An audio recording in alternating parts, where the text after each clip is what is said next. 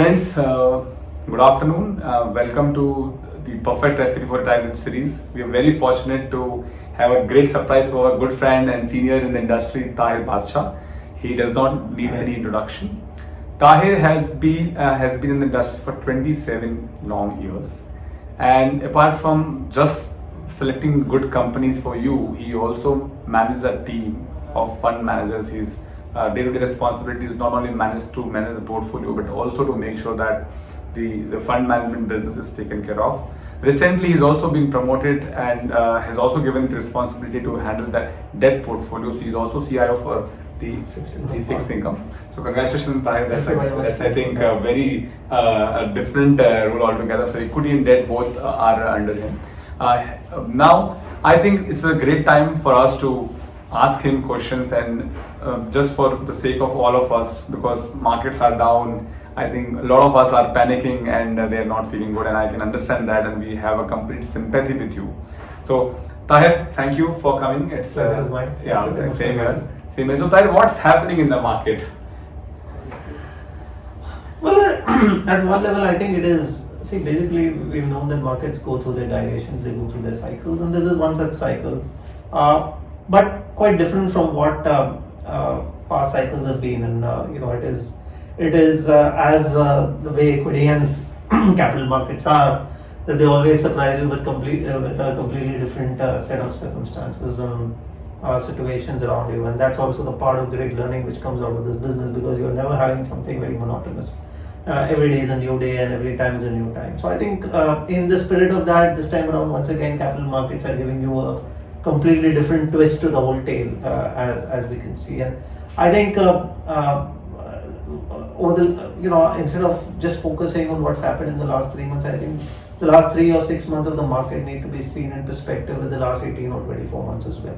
Because what's going on right now is a part and parcel of what happened post-COVID and starting COVID. I think the world at that point in time during COVID was going through something which was very unprecedented. It was something which had never happened in 100 years, and therefore most of us had actually not witnessed anything like this. Most of us were also not ready with the kind of responses that we should have, or the kind of solution that we should throw to this problem. And therefore there was a level of experimentation which was there at everybody's end, whether it was with the governments, whether it was with the central banks, whether it was with investors, whether it was with fund managers like us. Everybody was trying to grapple with the situation which was never experienced before. And I think standing out, I would say that even though while markets are going through the process of unwinding of some of the measures which were taken during the course of the last 18 odd months, I think in hindsight I feel that the measures taken at that point in time were appropriate, because at that point in time doing more would probably not lead to a crisis, but doing anything less would probably have exacerbated the crisis or worsened the crisis. So everybody, whether it was central bankers or fund managers or whatever, felt that it is best to do as much as we can, whether it is in terms of monetary supply, in terms of cutting down interest rates, in terms of maybe cutting out checks and making capital available. Because the biggest challenge at that point in time was to make sure that households as well as businesses do not have fatal losses. Okay, and there could have been a good possibility of fatal losses happening had we not thrown the kind of money which was thrown at that point in time. So today, as we are seeing a little bit of that unwind happen, and probably a little more will happen, maybe we feel that, oh, this is not a good thing and we're going through all that pain. But let's look at that pain in perspective with what could have happened had those measures at that point in time not have taken place. So I think at one level it is simply an unwind. Unfortunately, the thing which is different, which I started off by saying, that the economies around the world were actually experiencing a recovery, and there was a reflation which was happening post-COVID. Unfortunately, this time around, what has come to light is the whole supply chain related issue and the shortfall in commodities, which has exacerbated the inflation related problem much earlier than what anyone would have expected. Central banks around the world were clearly aware, and investors also had a decent understanding that inflation somewhere down the line will actually start increasing. I mean, from a simple principle of economics, it is very clear that the more money you throw in an economy, the more inflation you will get over a period of time. That's a very simple equation which should not be lost on anybody. And obviously, keeping in mind the kind of money supply, broad money supply growth which had happened, and the kind of monetary infusion which had happened in the system, inflation was likely to come about at some point in time.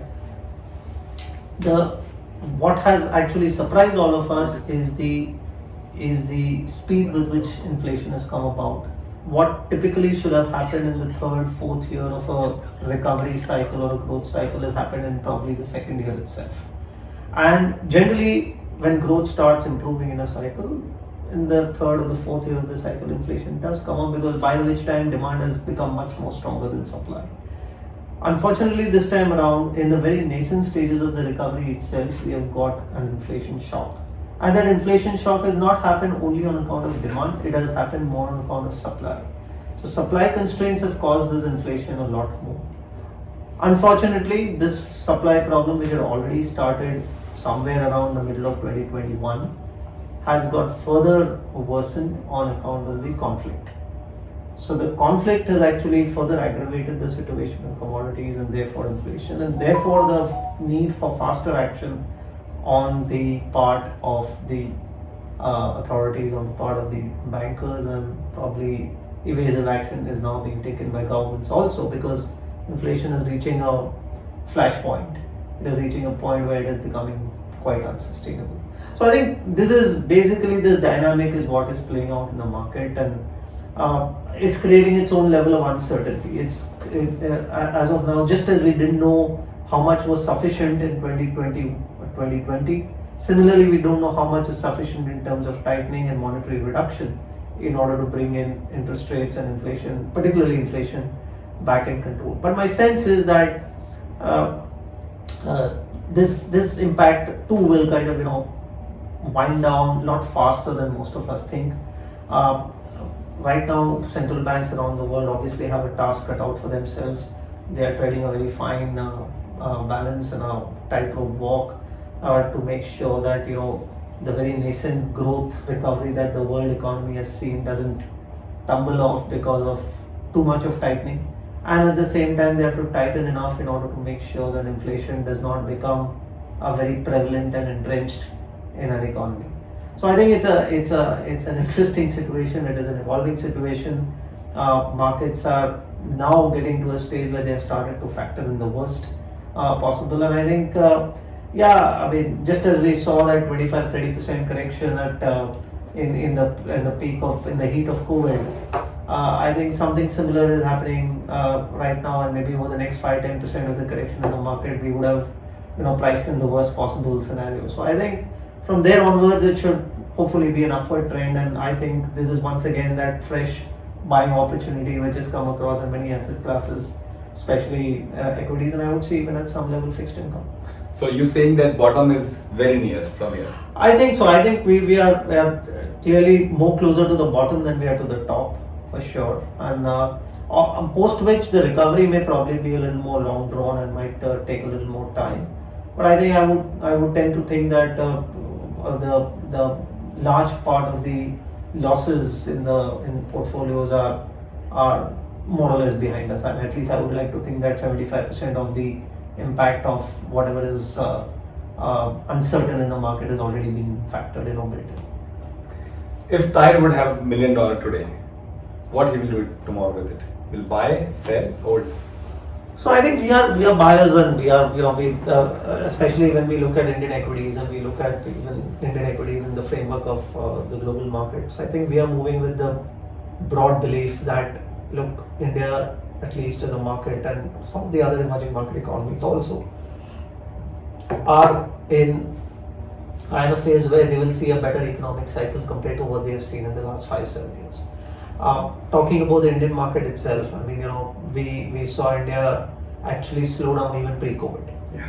Okay, so it is not that COVID has actually created the problem for India. India was going through a downturn in any case since 2016-17. Mainly because the banking system in India was going through its period of repair. And there was an asset quality review exercise which started late in 2014 onwards, and that took almost 6-7 years for it to go through through its process. And in during that phase, it was very difficult for banks to actually support growth of the economy, and therefore India's economy had already kind of slowed down from more like 6-7% GDP growth to 3.5% growth even pre-COVID. So India is right now going through in a way two cycles. One is the broader recovery cycle, which actually has started sometime in 2016. The downturn started in 2016, and our sense is that by 2019 we were through with that whole banking sector readjustment. Now we feel that banks in India are at an aggregate level are in very decent shape. And therefore their ability to support back growth in the economy is much better than at any point in time in the last 7-8 years. So that broader cycle for India is starting to unfold. Now within which we also have a mini cycle which is unfolding. And that mini cycle is basically the recovery from the COVID lows. So India, as like any other country in the world, also went through its compression because of COVID, particularly during 2020 and 2021. As a country, we are, as things stand now, and as we see it now, COVID for India is in a far better situation and far better control than many other countries in the world, even some of the developed markets in the world. So I think for our ability to actually normalize our economy from here onwards is much higher than probably what it is for some of the other countries. So we feel that there are two cycles which are unfolding. One is a smaller cycle, which is the COVID cycle from which India is emerging, and then there is that larger, broader cycle, the downturn of which started from almost 2015-16, like I said. So I think that makes for a better picture for India as a whole over the next few years. Banking is at one level the centerpiece of any economy, and it's the pivot of any economy. And if we had a situation for most years in the last 5-6 years where Indian enterprises and and bankers were not able to see face to face. There was a face-off. The lender did not want to lend, the borrower did not want to borrow, okay, because of whatever circumstances there were. Now we are seeing a situation where they are starting to look at each other. There is an inclination to borrow, there is an inclination to lend as well from the banker's side because their balance sheets have improved, okay. Their ability to, their capital position is far stronger than what it, not only just for the private sector banks, but I would say that even the top tier public sector banks now in India are in a lot better shape and far more investable than they ever were at any point in time in the last maybe 10 or 12 or 10 or 15 odd years. So much so that even in our portfolios today, a couple of public sector banks are actually as aggressively positioned, and they occupy top 5, top 10 positions in our portfolios like some of the private sector banks.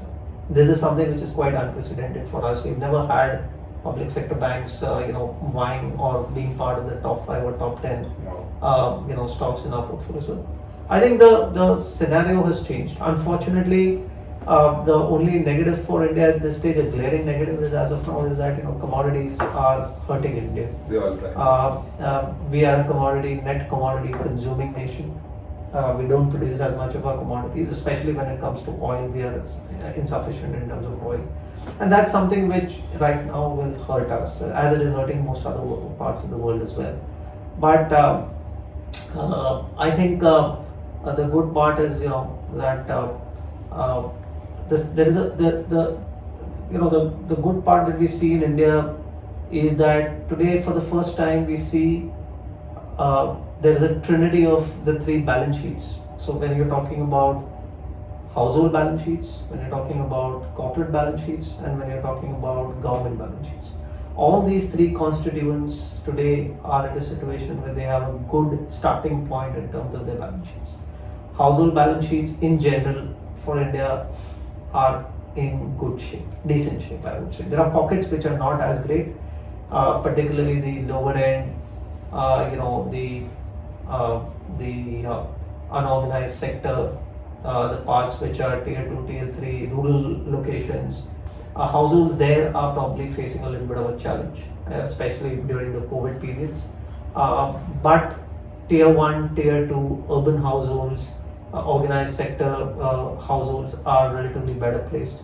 In fact, they have even improved over the last 2 years, simply because job losses out there have been relatively lesser, and costs have actually been saved, as a result of which balance sheets have actually become, household savings have actually gone up. So I think when you add the two at an aggregate level, I still feel that India is households are generally in reasonably decent shape.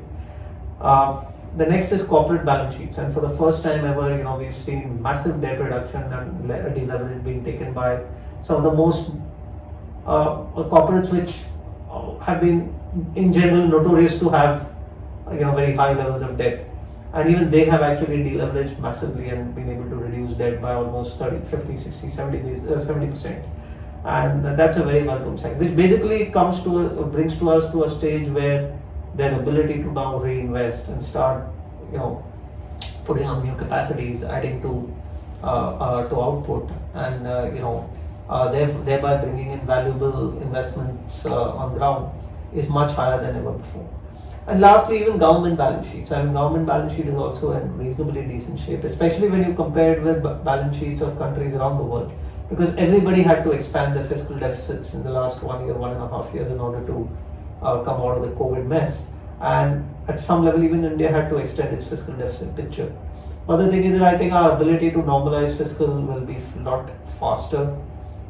We are, as an economy, our recovery is relatively stronger. So, government receipts and so on are also surprising positively, and that's something which tells us that even the government's path to managing their fiscal deficit will be a lot shorter than what has been thought of. So broadly, with the three starting points, the pillars in terms of balance sheets are reasonably strong for these three important constituents. I think our ability to therefore withstand this shock of supply side pressures or commodity pressures is something which we think we will be able to manage better than maybe some other countries where the starting point is not as strong. So we remain reasonably positive from an overall cyclical standpoint, and I think we should see, hopefully post FY23, an expansion of earnings. It has already started to happen since 2022, but 2021 we may get a little bit of a softer patch because of this elevated commodity price position, which is causing some of the corporates to struggle with their margins and profitability. But I think once we have conquered that, then 23 and 24 and beyond should be a relatively smoother cycle in terms of overall growth and profitability for corporates. So we look, and keeping all these in mind, broadly, I think we paint a reasonably positive picture, and therefore some of these corrections which are now coming in front of us to our minds are once again making the markets in India quite attractive. So I think you would have seen at least 5 crises in your life. Sort of, yeah. Sort sure. of. So which do you think which year is similar to this? 1970s, 80s, or it is absolutely a different crisis? No, I think so. What I have seen is basically starting 90s, and every crisis has had different kinds of factors, different origins, and different solutions to it. So the tech boom and the subsequent crisis, tech meltdown, was basically more of the investment bubble which happened at that point in time, and therefore it had a different kind of impact. The global financial crisis that we saw was once again of a completely different nature. These are actually 2 crises which I have witnessed, which have come on account of global circumstances. In India, we went through a mini crisis for 5-7 years, which was, as I mentioned, on account of the readjustment of the banking system and the banking balance sheets. And that was a little more closer home. It was more like, something which was more led by domestic factors. And I think that had a completely different way of tackling it. It also called for support from the government in terms of balance sheet and support to some of the banks over a period of time. I think that was a more difficult period because that was something which was a lot more domestic in nature. And we've gone through that pain. As I said, India had slowed down in its growth. from more like 6-7% of GDP to 3.5. So it required a different kind of response. COVID, like as I said, is a unprecedented event for all of us on this planet for the last whoever has been on this planet for the last 100 years. So I think that's something which needed a completely different kind of response.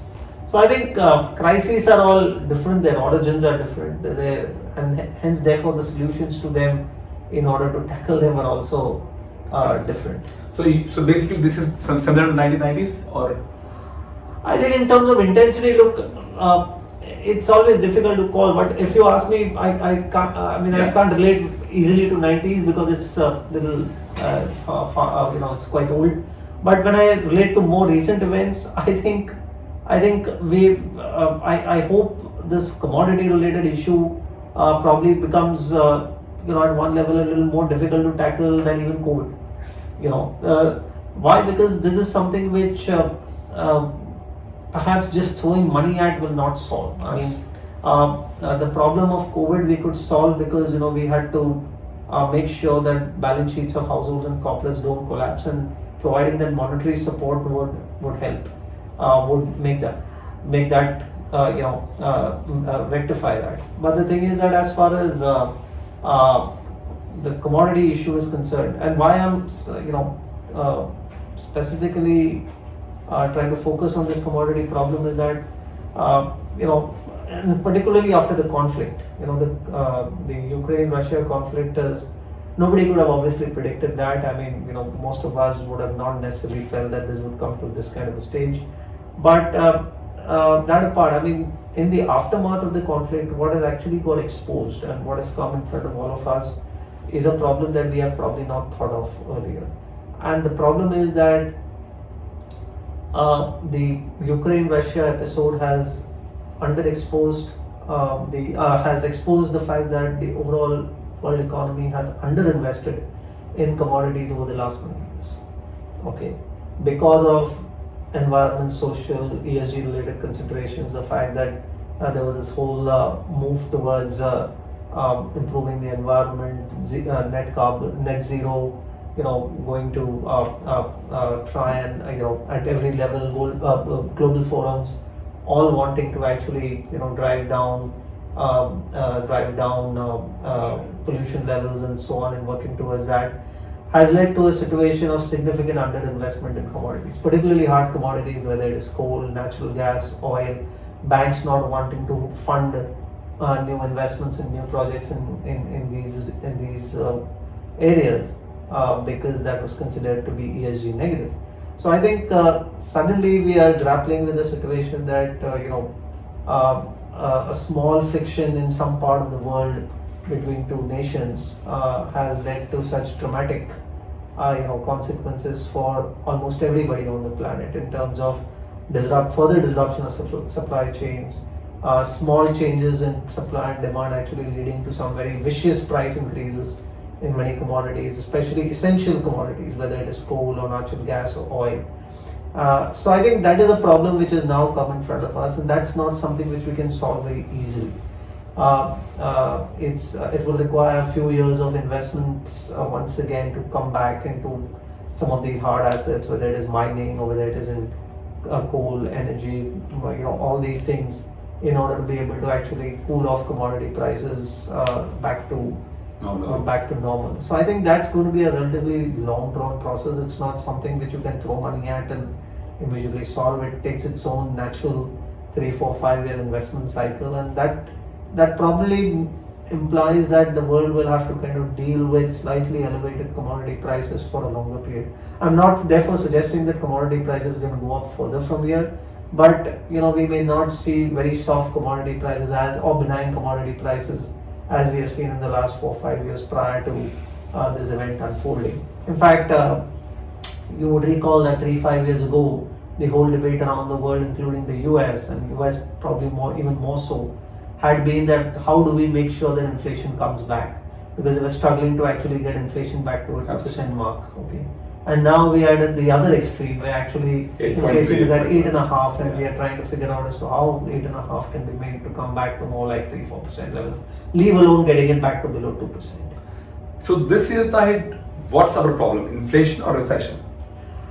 No, I think there are, in my view, I think the world is going to struggle with the inflation problem. Not recession.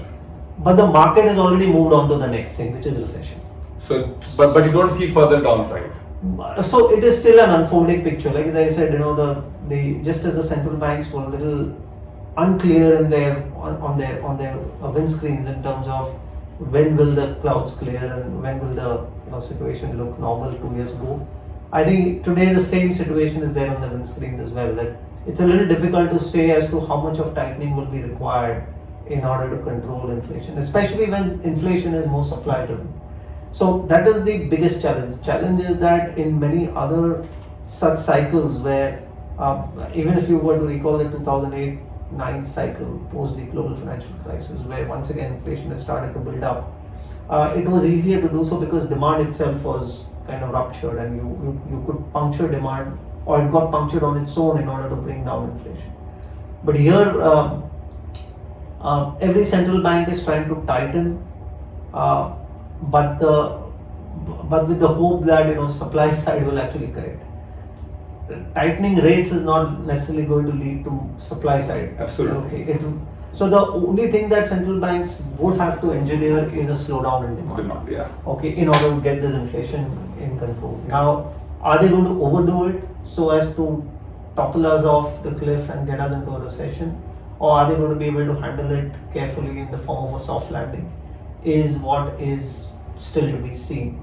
But I think it will be. My sense is I'm not as of now a believer of the camp of recession. Of a recession. I think we will settle somewhere in between, because see the interesting part is that when the US changed its stance sometime in September October of 2021 to say that look, inflation is not transitory anymore and it is a lot more stickier, I think it brought forward many things. So it is not that interest rates going up and tightening were not expected by the market. Everybody knew that whatever the Fed had done in the last 2 years, somewhere would have had to go up, process of unwinding as well. But the most parts of the street, economists, strategists, bankers, investors, were all of the opinion that this would happen more closer to end of 2023, early 24, end of 22, early 23.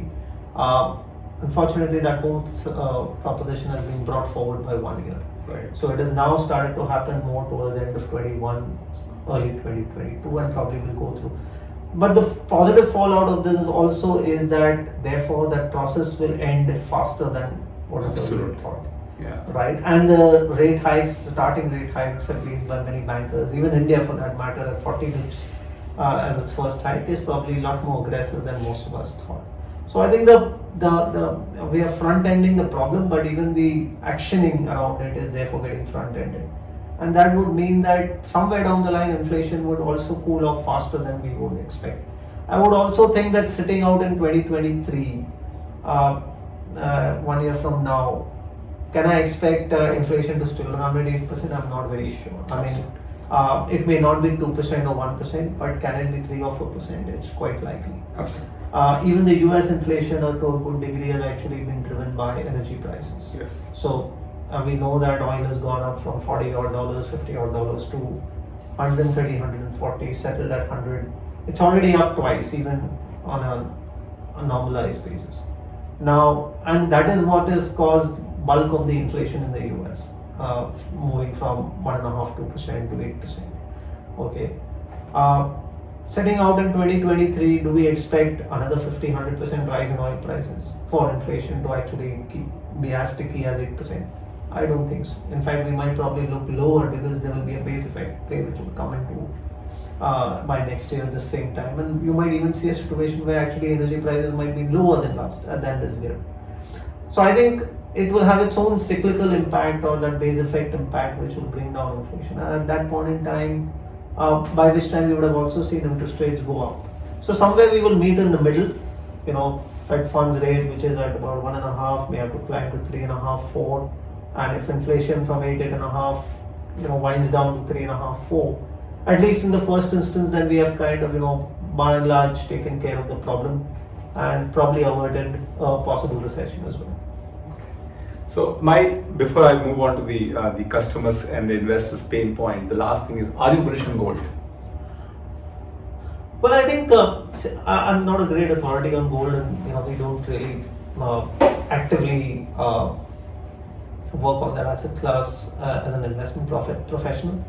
But I would like to think that gold will have its good time at least over the next 6 to 12 months. I think this whole period of rising interest rates, this whole period of risk aversion, the whole period of fear, this whole period of indecisiveness, which is with regard to how economies will, come out of this issue, and whether it will be a hard landing or a soft landing, so to speak, is going to kind of cause asset classes shifts.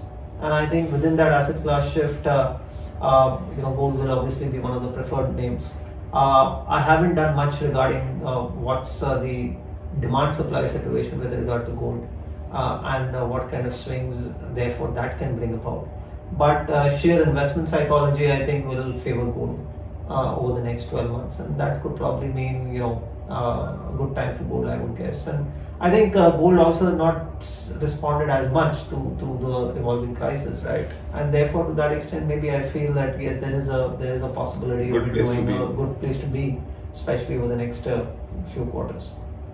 I was in the Omaha, and Charlie Munger has as he speaks very in 2 words, and he said about Bitcoin that's stupid, and the God is basically so taking his own course. So what's your view on Bitcoin? Now India has allowed it, I believe.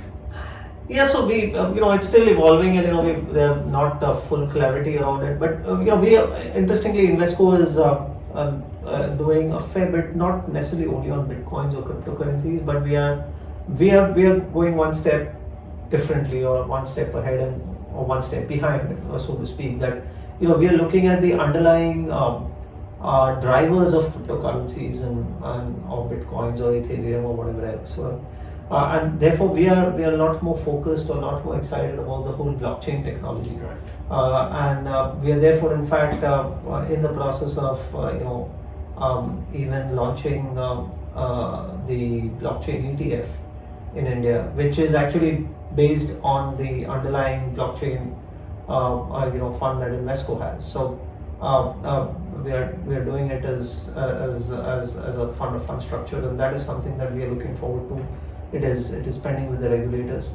So I think that is the larger excitement. I mean, we are not necessarily driven as much by cryptos, but blockchains, which is the underlying driver of not just cryptos but even several other technologies, is a lot more exciting and a lot more durable proposition, because that is more technology, whereas cryptos are essentially about currencies, and there I clearly also I'm in sync with what Charlie Munger has to say about the fact that look, these are assets which are not, these are mechanisms which are not necessarily backed by underlying assets, and therefore it is very difficult to place a value to them, and therefore it appears a lot more speculative.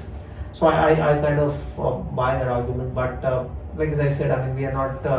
India is still a very, very tiny market, and regulations are still evolving, tax laws are still evolving. But I think the important thing is that we are a lot more excited about the tools which are actually making cryptos work. Not just cryptos alone, but one of the applications happens to be cryptos, but there are several other applications, and that's something which I think is a far more durable, exciting, longer-term proposition. Thank you. So I'll move on to the customer's pain point, the investor's pain point. I'm sure you are facing more than us. So the very important thing is, you said that people who have already been in the market for the last 3 or 5 years, they are definitely understanding it because they have made money also. But people who have just come in last 1 year, they're actually down 20-30%. What's your advice to them? No, I think they have shaken. I think so yes, you're right that in the last 2 or 2.5 years there have been several new investors. The same phenomenon has happened in India and in many other parts of the world as well, where newer investors have actually got drawn in. Many of them have actually seen very good times and only good times in the last 2.5 years, and since they probably have started off. And so I think at this stage, obviously, it is important to come back to first principles of investing, and while they started with a bang, but it is best to understand that this is not going to last forever, and the market will always gyrate and have its cycles. And I think the biggest thing which everybody needs to probably understand is how to manage your risk. I think insufficient risk control is something which is always the bugbear of any investor, whether it is an investor who was 25 years old in 1975 or 1990, or an investor who was 25 years old in 2022. I think that goes without saying that even in 1975 there was a risk element and there was a risk control which was required, and so was it in 2000, and so it is in 2022, and probably will be in 2030 and later as well. So I think effective risk control is important, because that will only allow you to actually withstand some of these shocks. Market crises will come, you cannot prevent it. How do you manage it is the important thing. You have to find your own mechanisms to make sure that you stay in the game. Okay, and therefore, if you are preserving, if you have diversified across asset classes, or maybe even diversified within your portfolios, your ability to stay in the game and come back in the game, or maybe even bottom fish or put money at times when we are going through these kind of crises will come about. But if you have not managed that part well, then I think it will be much more difficult and far more longer for you to come back and be part of the game. So important thing is that you must ensure at all points in time that you have enough with you in terms of being able to come back in the game, irrespective of what the market situation is. Do not force yourself out of the game altogether by doing something which does not have adequate risk control. So what I've seen, I think we also get to see the Badshah Hathway annual report, and Warren Buffett has eventually bought Apple shares. So most of the successful investors have a holding period forever, and what I've seen is that they buy when it is low, but they not necessarily sell when it is high, because they still believe in that business. So what's your thought process? Because I totally understand that we have a public life and we have a private life where we manage our own money. So what is your holding period? Is it 5 years? Is it forever? Is it 10 years? I think it's important to differentiate here between private money and public money, and being custodians of public money and being the fiduciary managers of public money calls for different kind of requirements. It's not easy to manage. It's easy to manage your own psychology and how you overcome it, and how one personally overcomes it, and you can take much more longer term views and so on. But when you are a fund manager, you are actually collating the psychologies of hundreds of thousands of your clients and putting it into one bucket, and that's not easy to align, because even if you have 100 clients, there will be 20 of them who will be thinking differently, and another 20 which will have a completely different opinion, and a few others which will probably want to move in a completely different direction. So as a manager, your challenge actually becomes how do you blend the psychologies of all these 100 people? Because out of these 20, out of these 100, there will be 20 who are willing to give you that 50-year leeway. That okay, I don't care what happens, and you just stay invested. Then there will be those 10 others who will actually be thinking of the next 5 quarters. So I think you as a manager, or you as a fiduciary, custodian, has no choice but to take into account everybody's sentiments. So I think the way we've evolved ourselves in order to counter this problem is to have a life cycle based approach. When we invest in every company, we think that most companies, what is realistic about every company is that every company goes through a life cycle. Whether it is an Apple, or whether it is a Sony, or whether it is Amazon, an HDFC Bank, or it is an Amazon, everybody goes through a life cycle. All right, and you start off being small enterprises which can grow very, very fast. You come to a stage where you don't outgrow the market 2x or 3x, but you start growing a little ahead of the market, and you keep winning your market share. At the third level, you get to a stage where you actually become a leader in that particular activity, but then your growth starts to look more like the industry rate of growth, but you have developed significant competitive advantages and profitability to maintain a leadership position. And as it happens most of the time, no business goes through the roof, and you get to a stage where you actually perhaps face a slowdown, or you get headwinded in your industry, certain challenges arise, and you might even get into a negative growth scenario. And if probably things go that turns out to be even worse, it could lead to a significantly depressed scenario for a good length of time. One such example which comes to my mind is a very sharp growth that we saw probably in the telecom sector in, let's say, India, for example, starting in 1990, early 90s, and when telecom and mobile telephones actually started to come into play. And then India had a massive run between 95 and 2000, 2005. The whole of, in fact, the 2000-2010 decade was of mobile telephony growing in India, and we covered everybody with mobile phones, up to 1.2 billion people. But then 2010 to 20 was a completely different cycle, and most of the telecom operators, likes of Bharti Airtel, etc., saw 10 years of significant pain, significantly high competition, receding growth, and so on. So I think you can see even those kind of very lengthy periods of pain and cyclical downturns for the best of companies. Maybe even an HDFC Bank, for example, has been going through a tough period in terms of underperformance over the last 3 or 4 years. Yeah. So I think that challenge arises, so it's important to think, therefore, in terms of corporates and their life cycle, and if you come to a stage where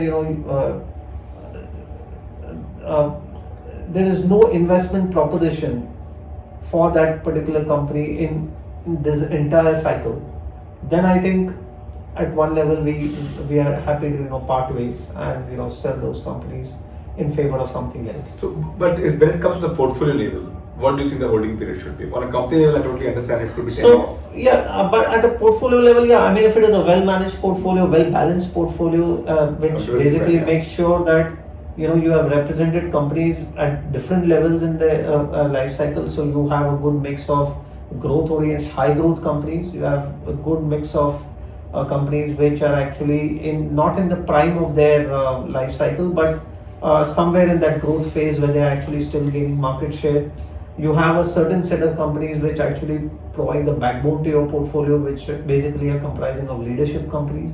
And then there will be some part of that portfolio where you are betting on turnaround situations, yes, where you are actually looking at companies which have gone through a very adverse cycle for 5, 7, 10 years. Or the commodities. Yeah. Or commodities is one part of it, counter commodities. which give you that cyclical upside. So if you spread your portfolio to account for businesses which are in different stages of their life cycle, then I think that portfolio can withstand and compound at a decent pace even for a very strong longer length of time. In there, if it is well managed and well balanced, I think I would say a 10-year holding period also may not necessarily be a short holding period. That also can be considered to be. I would say 10 years is also not a long holding period. So you're saying 5 years is not a good period?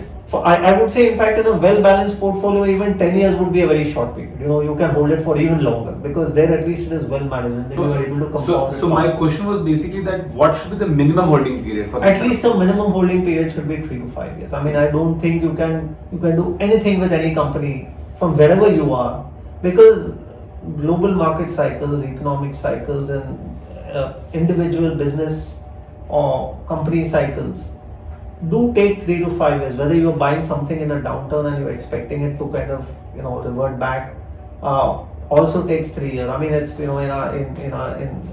as we say, dal pakne wali baat hai. This doesn't happen overnight. So it is something which you have to give it time.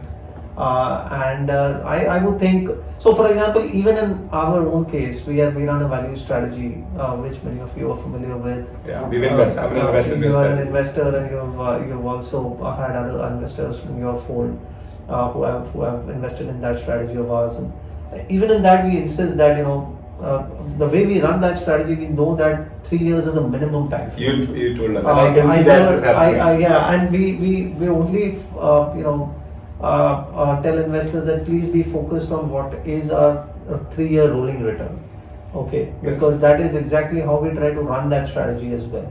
Not even 3-year point-to-point returns, but 3-year rolling returns at any point in time. Because the thing is that for any kind of value strategy to kind of show itself up, at least takes a minimum of 3 years, perhaps even more. The more the better, but at least a 3 year. In a growth strategy, maybe you can take a chance with maybe investing for 2 years, but or lesser, but clearly unadvisable. I mean, something like investing is not something which happens overnight, and therefore at least a minimum of 3 to 5 years is something which you have to give yourself. So I think Taher is telling us that if you have a well diversified portfolio, still you need to wait for 3 years to 5 years to portfolio to reward you. And if they're well diversified portfolio, you might not need to sell. And 10 years is also a great holding period. Absolutely. You can keep making money. Thank you. Taher, we have a set of investors who are looking to take out their profit every year. And I'm sure you can understand what I'm coming to. What is your advice to these kind of investors? So we have a very clear understanding that if you make money, take it out, but we cannot really generate money to you every year. But there are certain beliefs that every year it is like a business, and every year you make profits and you take it out. So, and I'm sure maybe this year we'll have it, maybe this year we'll not have it. But for last 3.5 or 4 years, we have been delivering profits and they've been withdrawing. So, what is your advice to these kind of investors? Well, I think at one level, you just compare it with, let's say, the best way to do it is to compare this with a business. I mean, if you look at it as your portfolio as a agglomeration of different businesses in which you are invested in, and if you compare that with one standalone business in which, let's say, you are a promoter or you are an owner, manager, or you are a manager of that business. I mean, how would you treat that? Yes. You would not. You're basically treating that business as a business in perpetuity, right? So your portfolio also, which at one level is an accumulation of agglomeration of businesses, should be looked at as in perpetuity. And for your standalone business, which you look at it in perpetuity, you don't withdraw everything and close down in 1 year of profit. Or if you have 2 or 3 good years, okay, you don't unwind that business. Yes, what you do is basically take out some of that money in the form of dividends, but you at least still retain.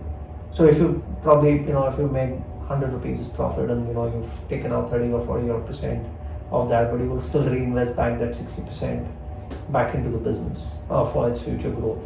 So I think that similar principle at one level very simply can be employed in when we are talking about portfolios as well, which is again an agglomeration of different businesses. That okay, you make some return, you can always pull out 30 or 40 odd percent or whatever that number is, but allow yourself that ability to be in the game.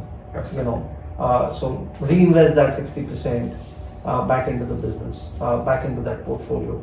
And for that 40% which you have taken out, if you ever find an opportunity where that business has become cheaper in future because you pulled it out at maybe a time which was good, and after which there has been a correction in the valuations or in the market, and I think you can always think of you will have that flexibility and that opportunity to be able to plow back that 40% into the business as well. So I think this is how I would think about approaching the portfolio and profit taking from the portfolio as you would with a business, and that to my mind makes a decent amount of logical sense. Thank you. The last time when you came, you gifted me a book, and I'm sure you read a lot, and even I think Charlie Munger, Warren Buffett, they promote reading. I read a lot, and I've really been benefited. Why people don't read?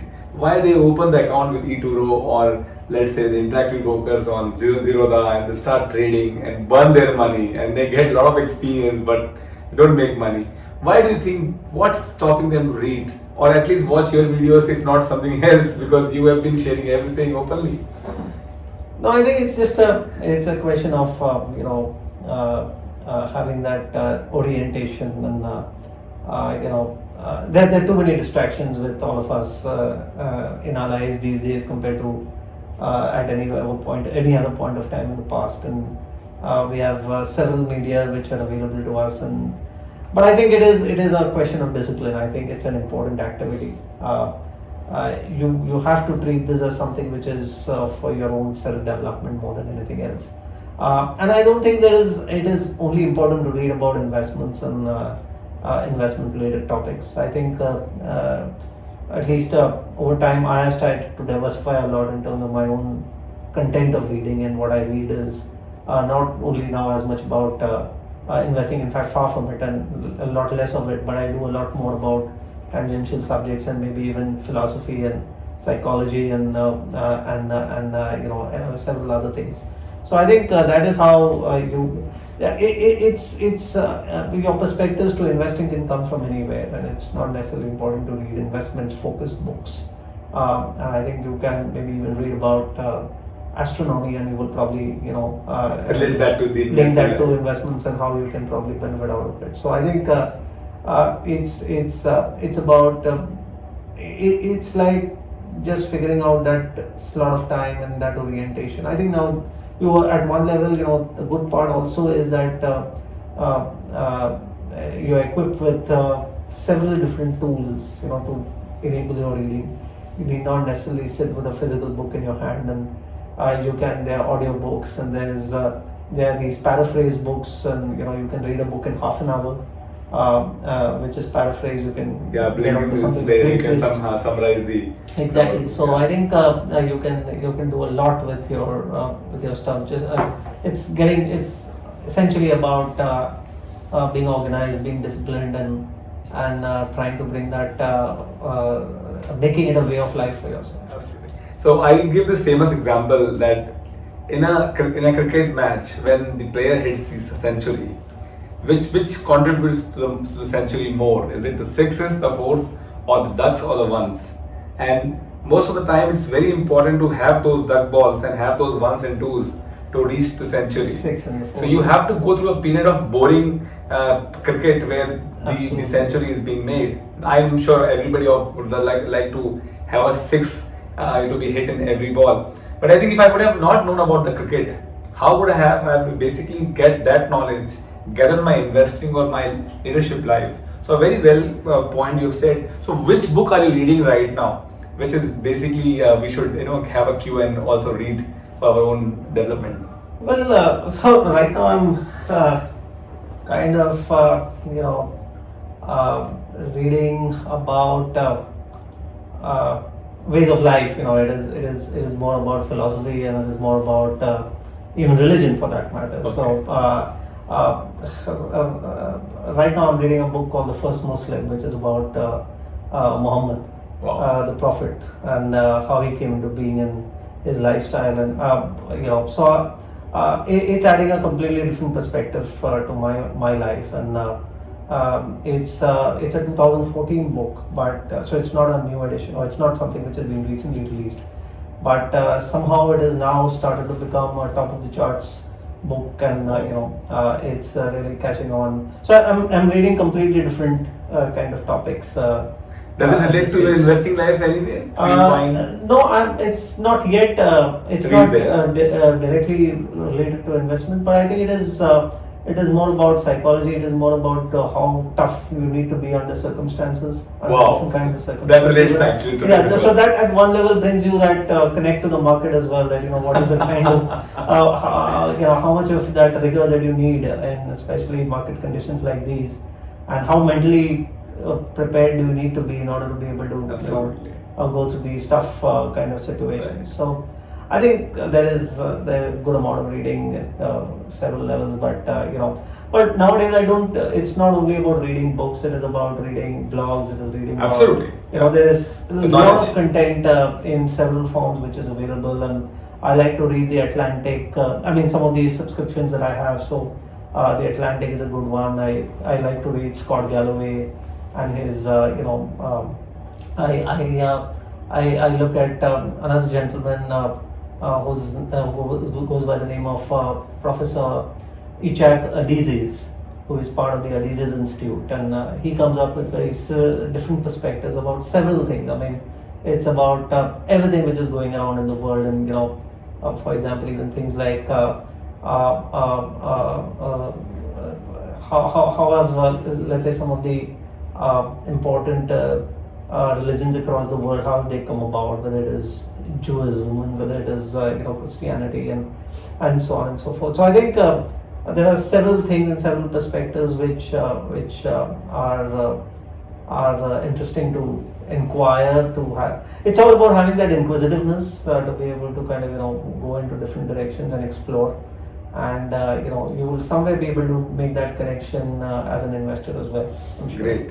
So in fact, I've been telling all my staff and myself as well, I don't want to do easy things, because easy things basically make your life miserable.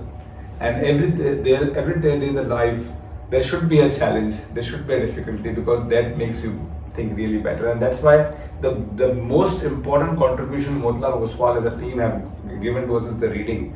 So every time you meet Motilal in every annual event, he will be having 3 books to recommend to you. And that is the biggest learning which we have got from them, and maybe that is the reason we got associated with them. Money is just secondary.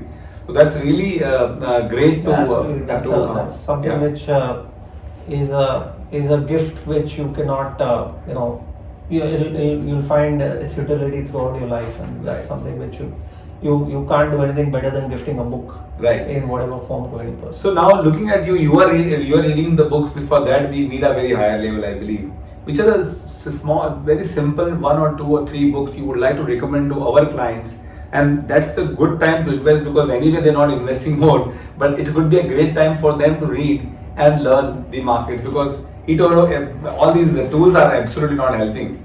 The whole market is all about noise. So I think there are several of these startup, especially investment books, which we started our careers with, whether it is One Up on Wall Street, whether it is I used to love reading the Berkshire Hathaway newsletters, and that is how I started, getting acquainted and associated with markets. And those were like real eye openers. I mean, they were like actually reading a fairy. It was the whole enlightening process of investments was actually would come from there. So there are several of these investment books in any case that you can get started with. There is a whole series of Warren Buffett and his repertoire, which is available to you. So I think those, at least to me, they provided a good grounding.